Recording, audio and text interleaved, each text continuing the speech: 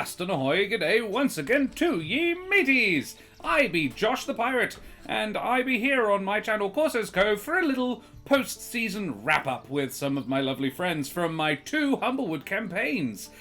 To my Above and Beyond and all the other places, I have the wonderful Rachel Fukar, the delightful Daria Yevdanova, the macho and lovely Mitch Earnshaw, and I haven't prepared this, and the charming and wonderful Brendan Ellis.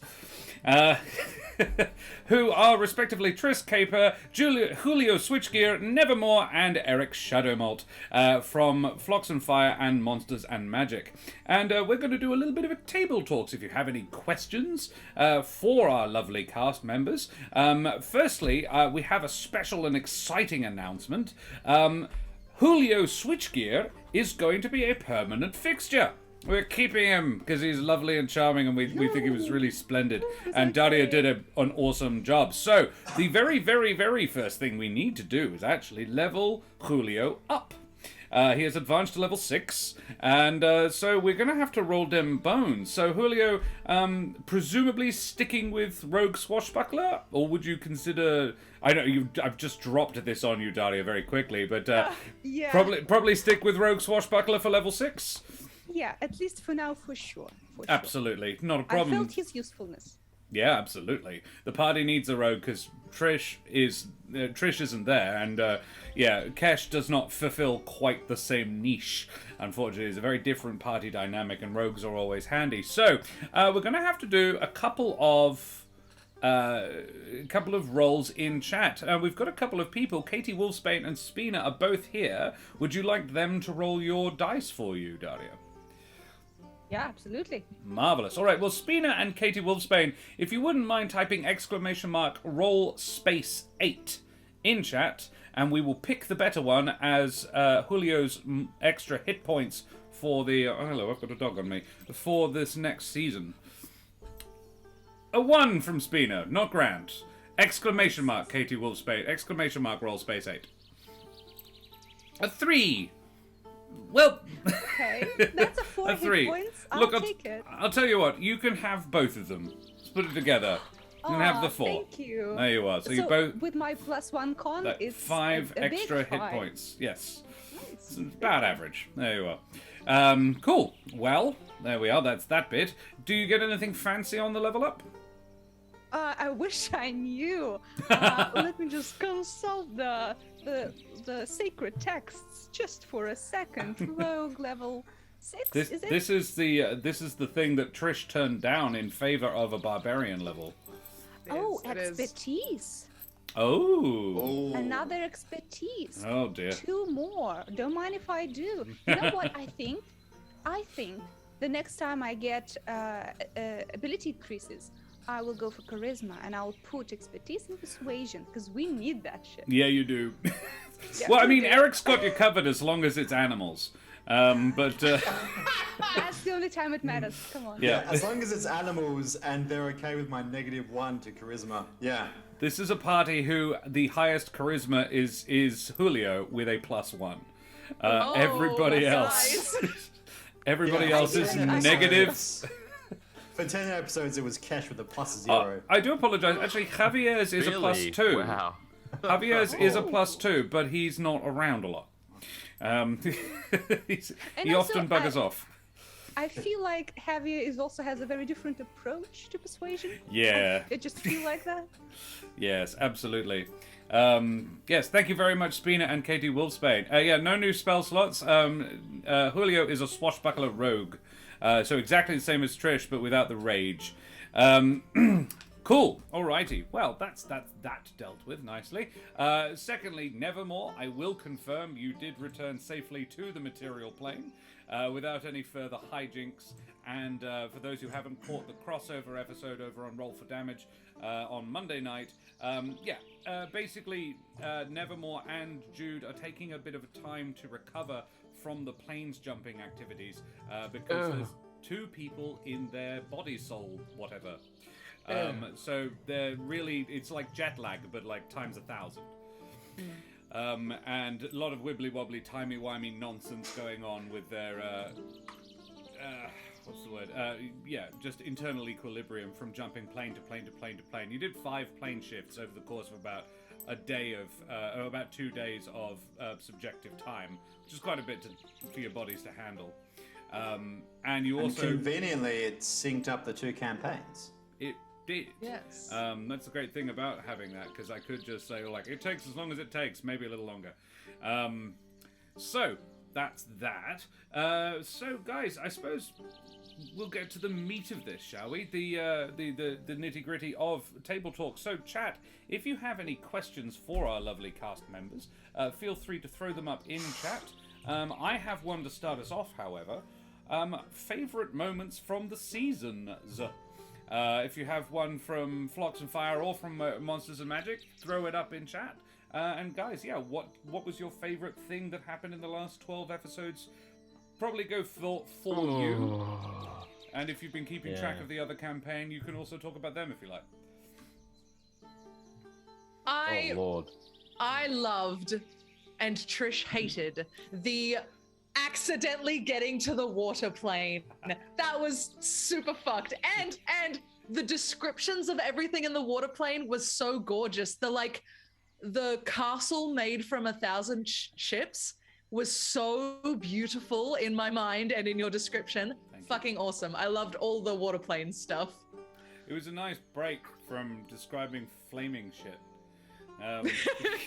There's a lot of fire stuff in the first 3 seasons. Yeah, thank you. It was really cool. It was. I should probably mention that was mostly Karen Schlink's idea.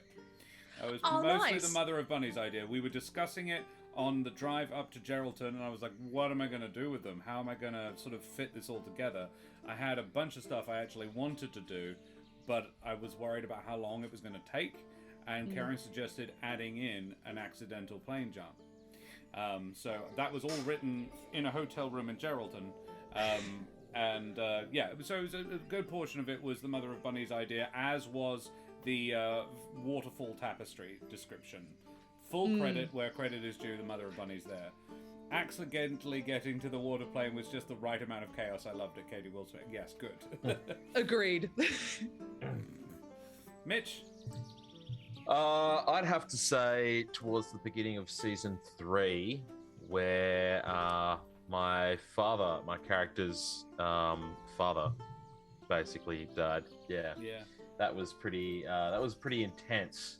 That whole, because we started off season 3 going in to deal with a big fire elemental. Yeah. So that whole situation was intense, I would say.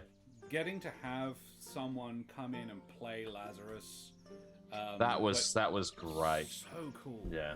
Because he's written in the book. He is in the book, but his name in the book is Oswald Ebonheart, and he's not supposed to be any relation to any PC. And he's just an NPC that you can develop levels of trust with, but it rarely extends beyond. Okay, he's also hanging out with us. Like he only in the absolute best case scenario does he actually help with the final battle. But having Sean in to actually play the dad was just so, it added so much of an extra level to it. That was really good, and he thought things through. Yeah. Before everything he said, there was just this pause as he was like kind of figuring out what he was going to say. He played it so well. Yeah, Sean is a phenomenal role player, and it was really a privilege to have him on the show. And also really awesome of him because he was getting up at like 8 in the morning or 7 in the morning to do the show with us. Initially it was for 2 eps. It was spun out to 5 across 2 seasons. It brought so much extra to it, and it was guest characters are awesome. Well, I have a question pertaining to this. As I understand, the Scorched story is also from a book. Yes. But you changed quite a bit of things, and Julio's love interest. She wasn't anyone's love interest in the book either. No. I'm curious. Why do you find making this connection of familial or romantic relationship appealing to you as a DM? You recall I made it your choice. I said you remember her. Well, and, yeah, I and rolled then for left it open to you to decide whether or not it was whether or not the relationship was romantic. You got a straight 20 on the dice, and I was just like, yeah, definitely. Sorry, that's the dice saying yes, absolutely. Yeah, but I have a feeling you kind of planned ahead. Totally open to it, and I had given it some thought, but I didn't want to shoehorn you into something, into a, like, I don't like putting a player in the situation where they feel they have to. And so, but I basically I put it out there in such a way that I read whether or not you would be okay with that interaction with me as a DM, and I was getting, and I hope I was right, from you that you were up for that. I'm okay with everything. yeah. Tell me, like, this NPC is your, like, estranged daughter. I'm like, great, cool, Yeah. let's go. But yeah, no. So I did think that would be really neat and cool because they're both Jabines. But beyond that, it was a yeah. If Daria's not up for it, that's totally fine as well. Yeah, you knew each other. It was either you were really good friends, grew up as childhood friends, and joined the Scots' crew at the same time, so you were best friends for a long time, or you met there and became lovers there. So either way, those are like a deep connection. Just because it gives it more character. Julio is relatively new in, so I wanted to give them a hook. Something that sort of brought them and sort of latched into the story in a meaningful way, gave them buy-in essentially. That was what I was going to say, was that it did that really effectively and really made this a part of Julio's story, rather than it seeming like here's an extra character that we've kind of tacked on to this adventure. So I think that did that really effectively. In that, Brendan, weren't you in the chat saying that this is the moment Julio betrays all of you? And I was like, how could That would have been awesome. If you'd done that, I would wish. totally have No, supported it. That would have been amazing. I thought about it, but, you know, there's no, like, basis for that, unfortunately. No. I'd love to betray y'all. We should say that. Oh, that would be very cool. Yeah, cool. Brendan, favorite moment?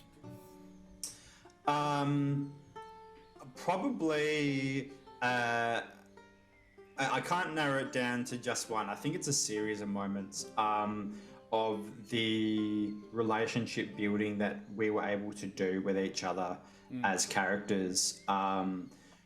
I think we did that really well over the course of this season. I feel like for the most part, our personalities and identities are pretty well established at this point, as well as our relationships with each other. So I love roleplay and I love character stuff. So I'm really happy with that stuff that we've been doing. And I guess highlights of that would be the two major conversations that Eric ended up having with Javier before he left, and Arthur while they were visiting the prisoner. Which, I feel like kind of encapsulate their respective relationships really nicely. Yeah, I'm really excited for finding out, see how that develops. But yeah, it was really, really cool to see the group meshed really well. Like, we didn't wind up having time for a session 0 or anything, so they rather got thrown in the deep end, and I relied on the fact that I had 4 really gifted role players to sort of, and the reason I was impressed with it was that, with the exception of Karen, none of you knew the world particularly well. Like, none of you were caught up on the series or anything, and there was a fair amount of baggage with 2.5 seasons of the other Humblewood already happened. So Sorry. but really good baggage. But you've managed to, like, there is a link for 3 of the 4 characters have a significant link to various parts. Like, Arthur is a member of the Wildwood Brigade. Cash has traveled briefly with the other party. Eric is a tender and has a connection with Tevor and with Havel. And Javier's sort of mentor is Gilda Nightseed at the Avian. So they all have a sort of a latch point into the story, and finding them and finding how they interact with the world was very, very fun. I think that's a credit to you as a DM and as a storyteller, that I feel that you have done a great job of informing us in character during session of pertinent information that may or may not be. Thanks, dickheads on the freeway. But you have been able to fill us in on world lore and other campaign lore pretty seamlessly, I think, without it feeling like here's the lore dump right now. Yeah. So I think that's a credit to you. Thank you. A question for Brendan now. Did Josh like guide you towards being the tender background, or did you make that choice yourself? Because I love that, by the way. I think that's so fun. Okay. This is fun to talk about. In character development, so Josh said to me, "Hey, do you want to join this Humblewood campaign?" I was like, "Sick, would love to." Give me the PDF. Sick. Let's look into what Humblewood is. And from there, I drafted up about 7 different potential race and class combos. Okay. And ranked them, and then I was on a Zoom call with Josh, and we kind of said, okay, this is what I think. What do you like? And the Corvum Druid, Wildfire Druid, was both of our top picks. Yeah. And the thing that really struck me when I read through the Humblewood book was the Scorched Grove. And how thoroughly that affected everyone in the Humblewood, and united them. So I liked that theme. I had no idea that the Scorched Grove and Fire Elementals were going to be such a huge part of both campaigns, because I hadn't watched anything up to that point. But at the point when I said, hey, I'm thinking about this druid, he's probably a tender, and also he's intrinsically linked because he's a wildfire druid, Josh immediately started that sinister grin that we all recognize. And he's I like, know what to "Yes." do with you. So, to his credit again, that was the first character I suggested, and then I went through another 6. And he... There were 3 really good ones as well. I remember a servant that was like, heck yeah, that's awesome as well. So, if Eric dies, I've got backups. But he humoured me as I talked about all of these different characters, and then he's like, let's go with the first one. Yeah. Yeah. Spina says, get it on the record, Dario will betray the cast at some stage. I'm like, excellent. Love it. It's a Not rogue. the characters, the cast. Yeah. You look behind you, I'm there on the website with a knife. We discovered today she does MMA. This is terrifying, yeah. Not exactly, but maybe we wear helmets, we're not savages. Okay, I'm not right. wearing a helmet. You're wearing a helmet. All right. Spina, how hard was it, Josh, to write or guide the cast so that the flow of the Humblewood campaign continued seamlessly from last into this one? Did it create any headaches? As in the Flocks and Fire one, not at all. But working out, it's interesting, the amount of prep work to prep a pre-written episode season is actually about the same as homebrewing something, because you have to figure out how to make it work with what's actually happened, or you have to just, okay, now what happens? One way or the other, it winds up being the same amount of actual writing and figuring out. The whole lot so far has amounted to my Humblewood notes between the 4 seasons and 2 one-shots is a little over 120,000 words.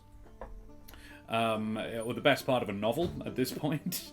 And I was just like, shit, if I actually just wrote, I'd have written a book by now.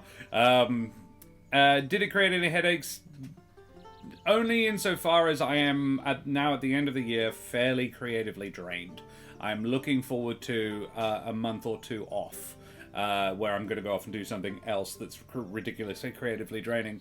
But like, I was writing the Christmas one-shot yesterday, and it wasn't that I didn't know what I wanted to do or how I wanted to approach it. I just couldn't bring myself to actually write. And I wound up writing the thing in about an hour and a half, before we actually did the show. All because I knew what it was. I just needed to write notes on each place because just my brain would not focus. And it's just creative burnout. And that's Christmas. Yeah, the second one, if anything, I would say Spina, it actually made it easier. Dividing off and having a second campaign start meant that I got to explore more of the Humblewood, more of this lore that I've got in my head now, more of the headcanon than I had room to in a single plot that is becoming increasingly about the 4 characters that are the plot. Like the whole, I'm calling Flocks and Fire the Helvig arc. In my head, and that is now done. Flocks and Fire is stopping. That's 3 seasons is the arc. When the crew comes back, it'll be called something else. The crew will be back, can confirm, but they won't be. They will probably be on Corsair's Cove, just FYI as well, and they will be as something else, of something and something. Thematically, we'll keep with that. But yeah, so the Helvig arc is done. We will now explore what happens, I think, probably to Jude Littlefoot. Trish's rage thing will be explored. What Nevermore does with Iralath is obviously the other major thing. I will be wanting to pursue this prophecy that Lazarus hinted at once or twice, and whether or not that has something special to do with me. Because I'm definitely wanting more power. I think it's quite cool that you can ascend if you do the right things. So I'm gonna find out how. Yeah. Trying to become a god is the most Nevermore goal you could have possibly gone with, and I love it. It's ridiculous. The god of lake boats. Yeah. I thought there was one that was... I heard somebody made a player character that they were a god, but only a god of a small lake that was nowhere near here. So all powerful, but somewhere else. Here they're just a normal guy.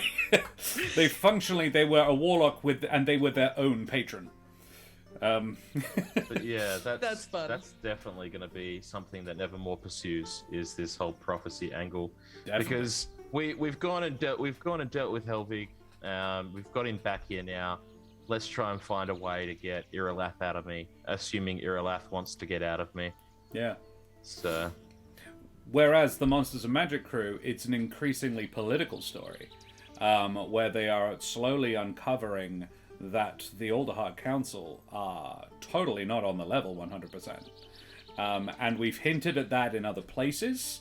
Rachel was there for the charity one shot where they found some very sus stuff.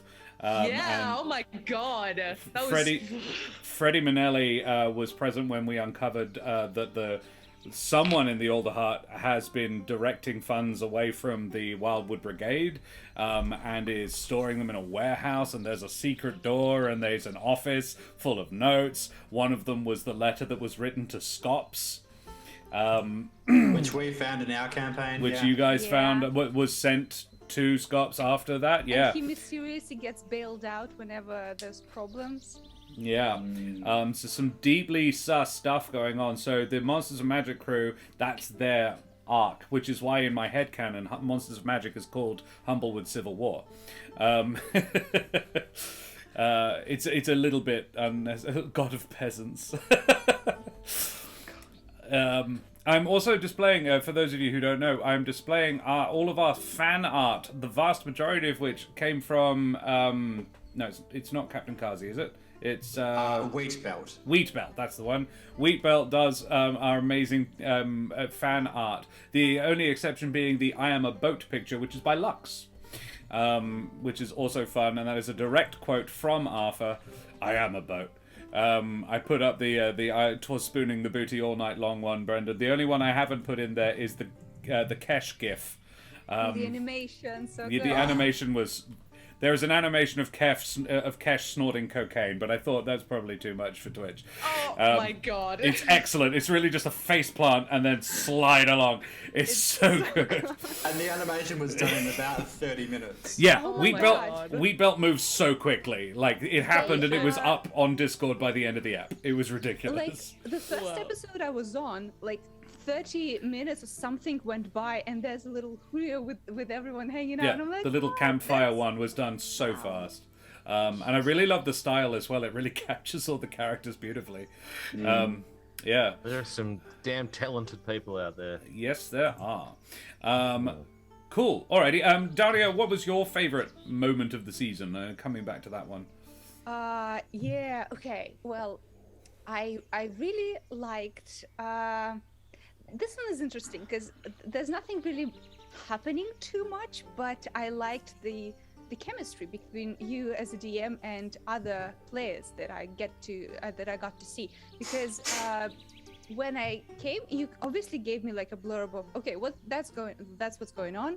That's what Julio's deal is. He knows that he has an idea that Scorps is trying to become a sea monster or something. And I was like, okay, gotta remember that.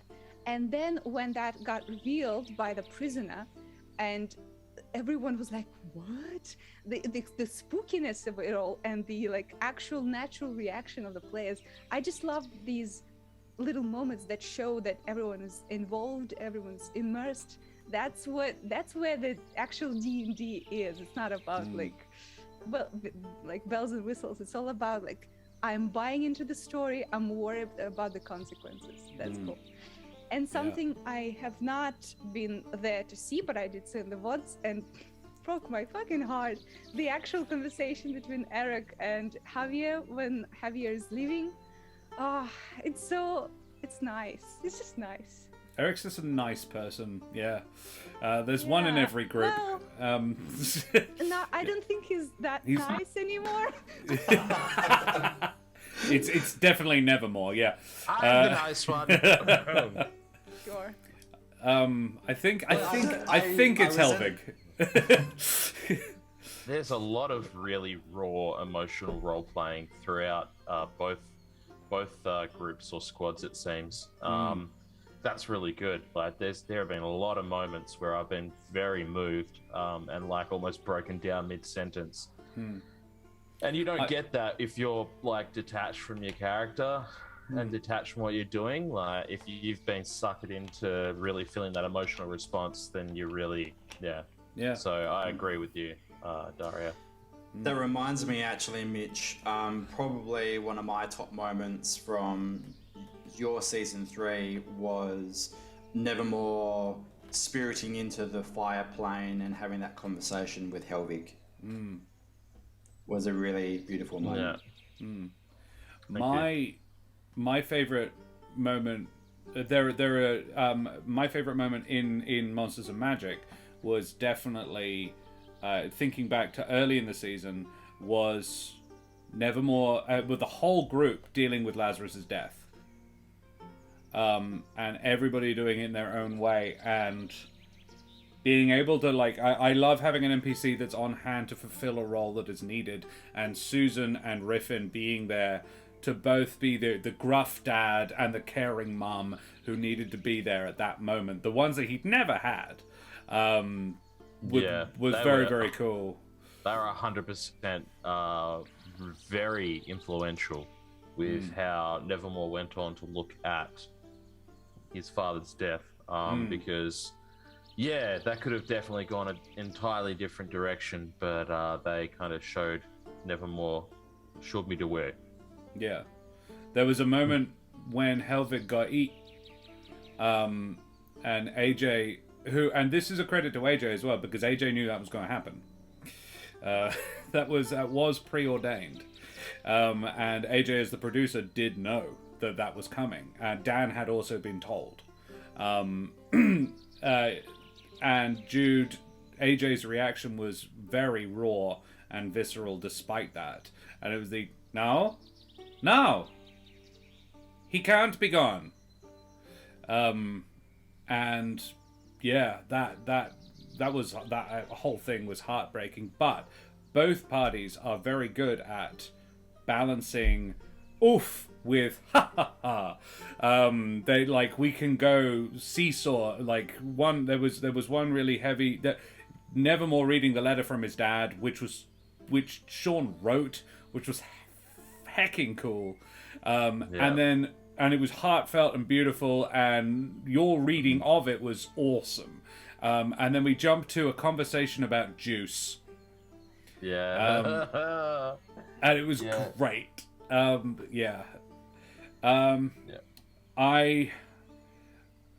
Monsters and Magic favorite. I really liked the under the hot springs. The initial I assumed that would be what you guys, the choice you guys made, but at that point I still didn't know the party well enough to guarantee that's what you would do. But when you decided to let Morwenshi go and help her get back to the fireplane, that was I really liked that whole scene where you were like, okay, all right, so yeah, it's not she's not being aggressive. Well, all right then, let's help her out. I'm like, wow, you guys, that's your instinct is. Sure, well, if it's not trying to kill us, let's figure out how we can help it. And then getting to bring Morwenshi and Ibn into Flocks and Fire and, start meshing the world together was fun for me. Now that I think about it, I think that was actually the character-defining session. And that specific circumstance, that scenario... gave us all a chance to really establish who we were and establish our party dynamic and our party MO. Yeah. So for you to present that to us so early on allowed those characters to get defined like that. Thank you for the follow, Flacklon. Something like that. Thank you for the follow. Hope you enjoy. We're having a chat about our season past, as is the way at Christmas. Yes, go on then. I got a question. Can you think of any race and class combinations in the Humblewood that would be quite meme-worthy? I'm talking like, for example, you could have, is it Gallus, which are the rooster folk? Yeah. Yeah, if you had a Primal Path Barbarian with the Lightning Primal Path, you could call him Chad Thundercock. Or you can have... Wait, slower, I'm writing it down. Slower. So there is some fan art for Chad Thundercock. I've got one more, right? A druid stoner, right? Smokes a little bit. Gerbine, who's a baked bean.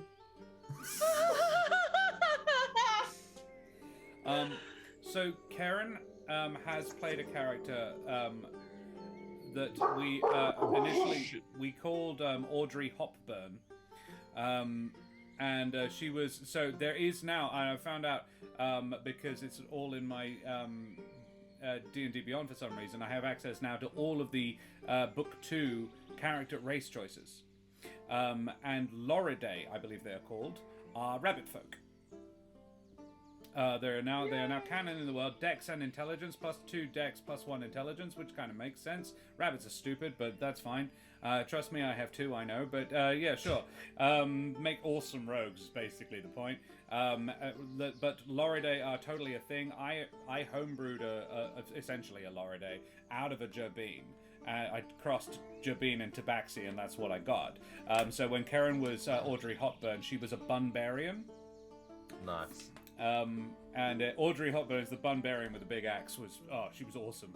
You could also call character Stuart, and then it could be like Rabbit Stew. Yep. Well, beyond that, I don't know. I've got some artwork from the little micro mini campaign that we used up on the stream. That in the picture underneath Eric is Riley Burrobright, which is one of the most gorgeous pieces of artwork. The book provides some amazing pictures. And yeah, Riley is, I was just like, oh my god, she has to be a character. she has to be in there as an actual person. I know you're not going to tell us anything, but is Riley going to come back? Of course. She is the Chekhov's Jerbeen in this situation. Okay. Julio's ex-girlfriend, who definitely escaped, definitely coming back. All right, because theirs is different. He's like, no, what's gonna happen? No, anything I So put in I'm the like- story will probably come back to bite you. Trish is Well, still it's a looking over her definite- shoulder for the death threat from season 1. Well, I think that's a good point. We know that it's definitely coming. We just don't know when. And that hovering over our heads is probably scarier. Oh, how angry she will be. Yeah. Certainly never going to tangle with Arthur again. Let's put it that way. Yep. From now on, Julio is only rooming with Arthur just for safety because there's a huge goose there. No one's gonna fuck. Going back to the Mimi characters, it's a shame there isn't a bear race, because then you could have a totem of the Barbarian. Well, I've had an owl Barbarian. He was a strig, but he wound up being just a big owlbear, basically. That's cool. That was my mate Tim, who what was his name? Ursine Ool, and he was of the clan Ool, and the Ool had clan. Well, he was the last of the clan of Ool, and he says the Ool will help you. He was incredibly. He had an intelligence of like 6. He just played classic Barbarian, and thank God he was there. He performs a similar job to Mitch. He can see what the DM is trying to get the party to do, and says, "I will."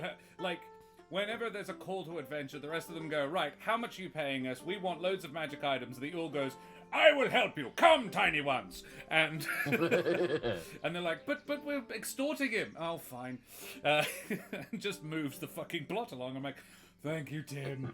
Yeah. Sometimes you just have to take the reins a little bit. Yes, you do. Yeah. That kind of leads me to a question that I have for Rachel and Mitch about Josh. Have you ever come across a point where you could see that Josh had a clear plan for how things were going to go, or maybe presented like 3 options of how things were going to go, and you went with the 4th option and he rolled with it? Because I've noticed that with us. Has that happened for you guys? For me, I don't know if it's just because I'm thick or because Josh is very good at improv, but I never noticed that shit. I'm always like too in the zone, and whenever I do some off the wall shit, he'll tell us about it later, but in the moment I'm always just like, yeah, I'm in the world. I don't know what he's thinking. He's God. He knows everything. That was an incident. But that might just be me. There was an incident with candles and bats that comes to mind. I would say that very, very rarely do I have any idea where it's being taken. And I can pick up what I pick up more on is Josh, because I'm always just watching the cameras to see body language. And if I see Josh start to fidget, or like he looks like he's about to talk or say something, I'm like, all right, here's the point where I like kick it along. Yeah, I don't feel forced into anything at all. No. And I never feel like anything's super obvious. So Well, yeah, that was kind of the point that I was wanting to make, because I have, as a DM myself, I've kind of seen some of these things that Josh is hinting towards, and then we go in a radically different direction. And how good, I mean, I can think of 2 examples off the top of my head. One is that he was really, really wanting us to fight and kill this wake worm. And when that didn't end up happening, he was quite willing to roll with that and to change his plans for us and what we wanted to do. Another example which didn't end up going anywhere, but I don't know if you caught this, but mid-season, at the very beginning of an episode, Josh said very deliberately, you need to get from point A to point B. you can take one of 3 options, and Arthur says, what about option 4? Let's steal an airship from Jude's brother, Jonah Littlefoot, the notorious pirate and murderer, which then went for a 20-minute conversation, and With Eric where and Josh going, this is probably not such a grand idea. But I was watching Josh's face as this conversation was going, and it went from, oh no, fuck you guys, why are you doing this, to, by the end of that conversation of like, and him openly saying, I'm open to this. That would do you be guys want to fucking do cool. this? If you want to do that, let's do that. Yeah, I mean, you'd never predict that Jude would stick a lit candle on her head and start like jumping around pretending to be a bat. You know what I mean? Like, you can't predict. You can gently guide as the DM, but you can't predict every single thing that's going to happen. No. And a lot of the time, the things that you don't predict are way cooler because not way cooler, but like they're so unexpected that it's like that's a really great twist to take it in. So yeah. Yeah, no, my cool I story. can definitely think of a few instances where I have thought of, like, this is how I expect this to turn out, and the party has gone and done something radically different. Well, I think in the first episode I was in, we came close to that, but we didn't actually do it. With Julio's stupid-ass plan, convoluted as shit, to, like, have so many steps. And I see Josh is like, well, like, doing the math in his head, like, work. yeah, this could work, yeah. I think that's that's so nice, right? Because like natural response is like, well, it's too difficult or so too complicated. But like a good DM, like Josh, they like, yep, yeah, that could work, sure. Alrighty, well, Yeah, thank he's you. very good about being flexible and empowering our plans and our decisions, even if they're suicidally stupid. Look, this the whole point of this was not actually just to flatter me for an hour. So let's thank you. It's a lovely question. It's interesting answers. Thank you for it. We have another question for the cast from Spina. If the DM said tomorrow that you had to change race or alignment, what would you change your characters into? And that actually, interestingly, both of those are options on the Harrowing deck. But the character and class stay the same, yeah? Character and class, yeah, but they just their alignment or their race changes. Well, okay. Before I answer this, I do have a question. How does alignment even come in your campaigns? Is that something you do? I think I find alignment and the whole alignment system to be really rather arbitrary. It only has any material impact for characters like clerics or paladins that get specific spells based on their alignment. And so I would, in that instance, pick an alignment. But I mean, you can you could use your alignment to describe the way you intend to play your character. And I have no issue with that at all. And it is a useful guideline when you are first creating a character. The alignment system is bare bones, but it's not a bad way to build a character. But more experienced role players, I'm not fussed particularly about it. When we did the Humblewood, when we did Grumblewood, and had the antitheses of all the characters, that was fun to see the way you guys flipped it. So as to the alignment thing, yeah, if you want, I'm totally up for it. So you would amount to changing the character's personality somewhat if you wanted to do that.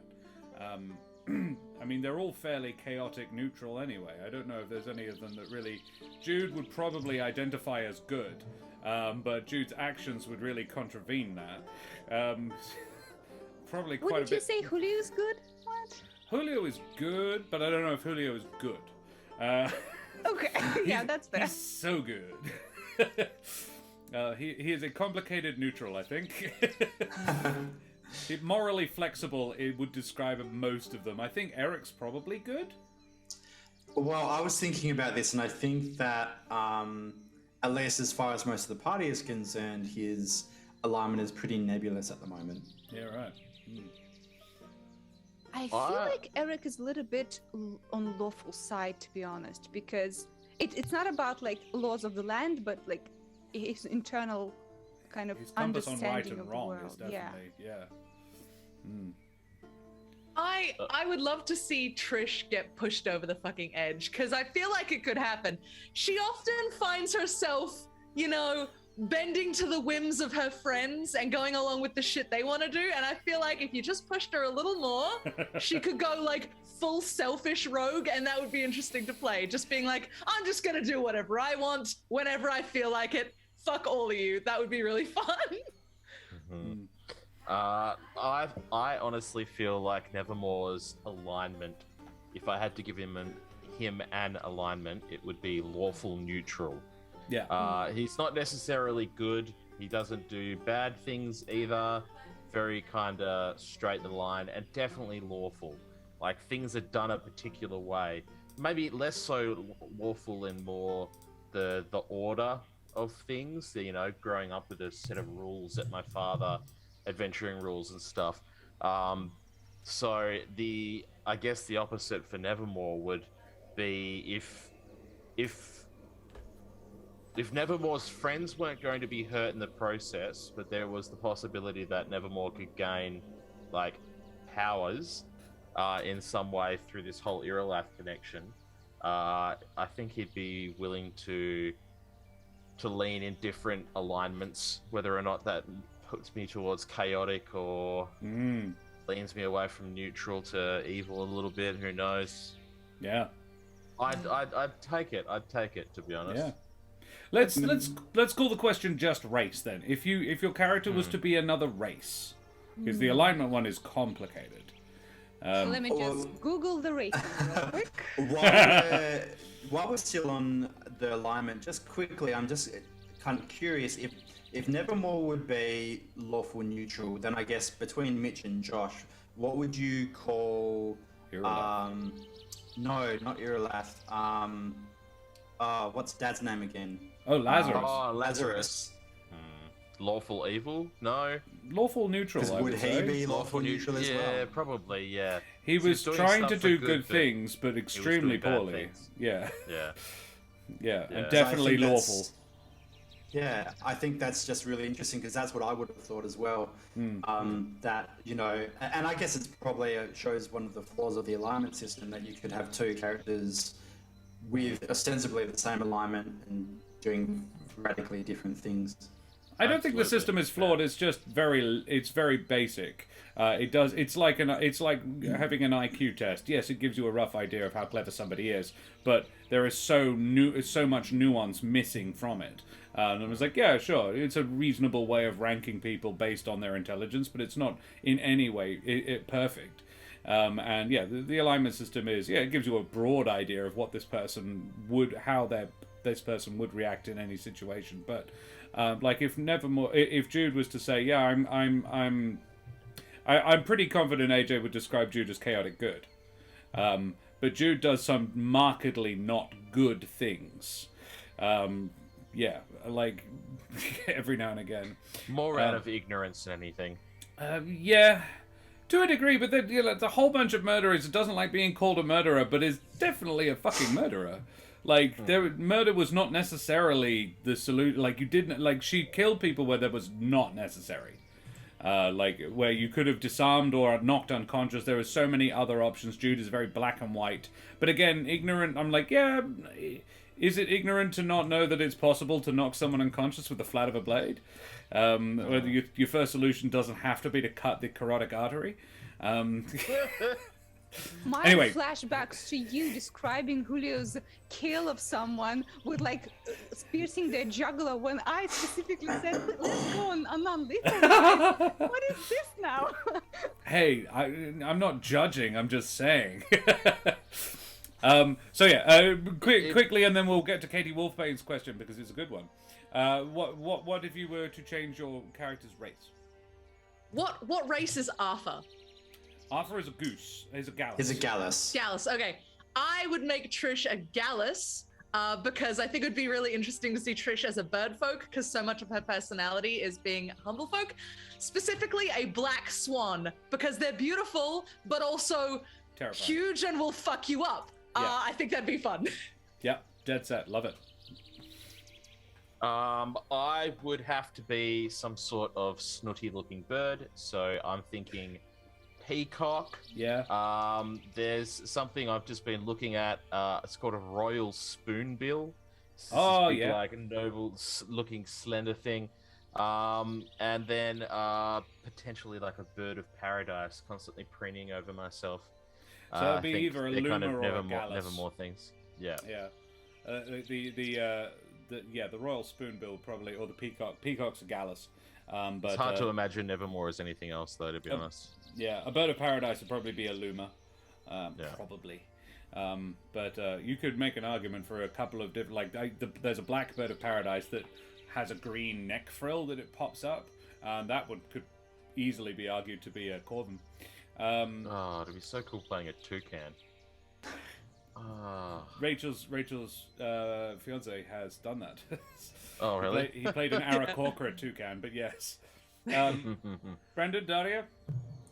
One of my character concepts initially was I can't remember the Servan subrace that isn't pronghorn, but the one Grove. without the big antlers. Grove. Yeah, so I had a concept for that revolving around kind of the place of pronghorn and heritage and that kind of stuff. And I think that would definitely be a humble folk for Eric. And I think that's probably the one that fits the most with that idea of heritage and inheritance, I guess, and responsibility. Oh, I don't know. For me, well, I don't have Julio completely figured out yet because I was like, here you go, here's a character. I was like, okay, thank you. And I just gave him like preliminary kind of traits. But I think would be fun is a hedge rogue who just rolls in and then boom, double rapiers in each hand, like, you know? That would be just like a fun combat character, like, and I stab you with this and with this and with my back, get fucked. Yeah. Like, that's something to be explored, I think. Can you see why I wanted to have her in the game? Alrighty, we have one from Katie Wolfsbane, and then we'll wrap it up and go and raid Winter's Tales. Question for Trish and Nevermore. To an extent, it makes sense that Jude's innocence of the world would lead them into his slaver's cart. But how hard would you say Trish and Nevermore face-palmed after finding out that they ended up in the cart? Oh my god, yeah. Just watching her interaction when she was trying to keep a straight face, because I think AJ knew where it was going, but then just watching that play out was so beautifully frustrating. You go. I was gonna say, I think Trish was more just pissed off at slavers existing rather than Jude making a silly decision, but yeah, pretty hard face palm. Are the slavers in Humblewood? In the fire, in the plane of fire. Oh, okay. I got nervous for a second. No. And this was brought up at the time. AJ did point out, it's like, hey, slavery should probably be not something we really go make too much of a plot point about. And I said, I take the point, but if my entire goal with it was to say slavers bad, let's kill them. I wasn't in any way advocating for slavery. I was using it as a shorthand, and I did not try to that pay it's not the slave. okay with. And you definitely didn't try to own Jude. No, I did not try to pay the slavers for Jude. Nope, did not happen. There's a lot to unpack on that party, I feel like. There's just so much. I thought, I was like, hey, we don't need bloodshed and violence. We're just outside of like a capital city where we might get spotted killing a bunch of people. But hey, I'll pay for Jude. Then I own Jude. There was a fun thing for me a little while later because AJ said Jude doesn't know what slavery is. I rewatched the first half of the season. Jude actually uses the word slavery twice in like Ep 3 or 4. I can't remember exactly in what manner, but as something to be avoided. I was just like, that's interesting. A slight cock up on AJ's part there. But yeah, AJ has a very poor memory for. AJ has a very poor memory. And she will admit to that for what's happened and difficulty remembering between eps. So I was just like, because Jude doesn't know what slaves are, and having to have one of the slaves in the cart explain the situation to Jude in a way she could understand. I was like, no, Judy, you know what slavery is. Like, Nevermore's used the word before, and so have you. But yeah, anyway, minor point. Cool. Alrighty. Well, I believe Winter's Tales has gone live. Does anybody have any final questions? Anything that you would like? Any burning things you would like to know of the characters or of the cast before we head on over to them? Make me a god. Not a question.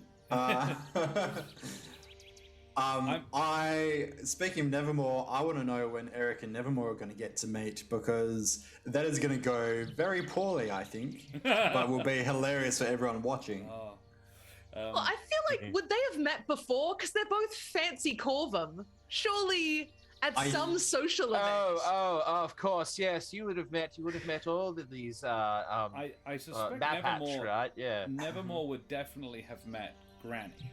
Yeah. Nevermore would definitely know Eric's grandma. I suspect that you've been to a Shadowmort family wedding yourself, Nevermore, possibly as a kid with your dad. Lazarus would definitely have been invited, pretty much a permanent invite. Famous Corvum adventurer, why yes, you can come to our fancy events. Absolutely. Rich Corvum adventure, even better. Yeah, so I think Nevermore's definitely been there. So you've probably been at the same parties as kids, but I don't think as adults you've met. Are we roughly the same age, or...? I think so. I never defined this until now, so here's some lore, I guess. I kind of initially I imagined him as kind of being the same age as me, early 30s, but I think based on family lore, it would probably have to be like mid-20s. Yeah. So I don't know how old Nevermore is. Nevermore, I put Nevermore at about 22, 23-ish. Yeah. I would say. So, Similar. yeah, I mean, probably. It's actually an Sat at the interesting... same table. Yeah, at the kids' table. Yeah, exactly. It's an interesting question, actually, because depending on when they met, Eric probably would have been a very different person. So if we say that they had met when they were younger and then were to re-meet, I think that would probably be an interesting dynamic, actually. They might well have gotten along when Eric was a kid. I think very different worldviews now, though, particularly regarding the peasants. Of course, yes. Alrighty, well, guys, I think we'll do our... Well, thank you so much for joining me. That was really fun and extremely flattering, because you all said some very nice things about me. Look, totally worth my time. Guys, thanks so much for joining me here on Corsair's Cove. It's always a pleasure. We will go and raid Winter's Tales now, so just quickly, everybody, tell me who the absolute heck you are. Rachel, who the heck are you?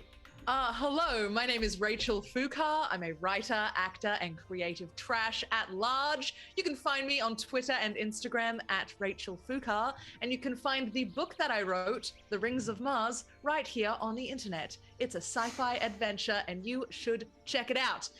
And if you happen to live in Perth, I'm in a fringe show this year called The B-Plot Girls. Next year, The B-Plot Girls. It's a musical comedy, and you should check that out too, because it's a lot of fun. It is. Excellent. Daria, who the heck are you? I am Daria. I am apparently now a player at Corsair's Cove, but also I'm a player at Eldritch Scribe campaign, and I'm an artist. I did the art thingies for this campaign, and you can find my art on Twitter as well. Yeah, just hanging out. Bye, I guess. I'm so out of it today, sorry. Yeah, Daria is incredible and talented and lovely, and we like them. Mitch, who the heck are you? Hello, everybody, viewers. I am Mitch, or Mitch Earnshaw. You can find me on the Twitter as well as on Twitch. I will occasionally stream now when I feel the desire to do so. Otherwise, I just like to retweet cute things that make me giggle. And I play Nevermore in the Flocks of Fire, and Happy days. And he will Thank you be for having me. back. Oh, pleasure. Is it Mitch_Earnshaw on Twitch, or is it just Mitch_Earnshaw? Mitch_Earnshaw. Yeah. Ah, my bad. Alrighty, and Brendan, who the heck are you? I'm heckin' Brendan Ellis. I'm an actor and director in Perth. I too have a fringe show coming up next year. So that's with Perth Playback Theatre. Life begins at ? It's improv theatre where our improv is based on real stories that you tell. So it's very cool. Come check that out. I am apparently a regular now on Corsair's Cove. I've done 2 this week and 1 on Roll for Damage, and we're finishing that 2-shot crossover in which Rachel is also in next Monday. And I'm Brenza in chat, and I'll be around, I guess. Yes, Why you are will. we so weird today? Today. Yes, today is the unusual fair. experience. Madame and Monsieur Dame under Heron and beings of indeterminate gender and persuasion, I'm Josh the Pirate. Thank you for hanging out with me briefly on Corsair's Cove. If you want to check out more of my face and voice, you can find me in Fringe and Paparotica, which will be coming to Perth Fringe World on the 14th of January. Beyond that, you can find my face over on Roll for Damage on Monday night, running the Humblewood game, the end of the crossover one over there. And I will also tech the final Avatar game of the year on Wednesday night next week, starting at 7 p.m. So this time slot, but on Wednesday next week. For their final game and our final game here on Corsair's Cove of the year. We will be back early January with some more content, however, a couple of one-shots and some community nights, and then Rachel will be starting up a campaign of her own, how exciting, Sunday afternoons, probably early March, we think. That's going to be exciting as well. If you like Star Trek Next Generation, come for that. No more spoilers than that, however. Dwarf-centric universe, Tabaxi planet. That's all I know. That's all going to be No exciting. spoilers, just here's everything I know. That's my literally all I know PDF. now, though I have it. I'm not very good at keeping secrets. And yes, if you like the majestic voice, but you think I could stand to the face down a bit, you can find me on the There Be Dragons podcast. We're a 5e D&D podcast in a fantasy gunpowder setting where I play the infamous and deadly pirate Scan Felspar und his little dragon Hrosh. I have to do it that way. They make me now. So we are going to go and raid. Yeah, we are going to go and raid Winter's Tales. They are doing Hunt for the Blood Mage.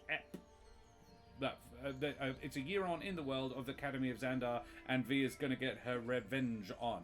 So we'll drop them a raid now. Thanks so much for coming and hanging out with us, guys. Drop your favorite raid emotes in chat. Tell them where you came from, and we will see you here next time. Start that raid up now. Sneaky dab, and go over and say hi. Oh, they've got Dan, yes. Dan playing Sholvi. How exciting. Tell Dan happy birthday. Yeah, tell Dan happy birthday. Happy birthday, Dan. Happy birthday, Dan. I hate that. So we will go away from here now, guys. Say goodbye, everybody. Bye, everybody. Bye-bye.